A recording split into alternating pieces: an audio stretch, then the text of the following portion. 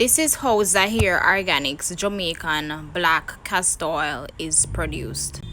First, we start out by reaping. I was very excited about this project. My spouse was very supportive along the journey in producing the Jamaican black castor oil. We lost quite a few beans because we left the beans uncovered while they were drying, so everything burst open and fly all over. I then converted my old living room space into a mini warehouse to trash all these trash that you see and the debris, the dirt, and so forth. We produce or acquire over 50 to maybe about 100 pounds of castor beans. Afterwards, we parch the beans.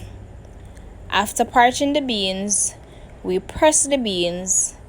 We took a leap of faith by purchasing this very expensive machine, and afterwards we boil and then skim. After skimming, we strain.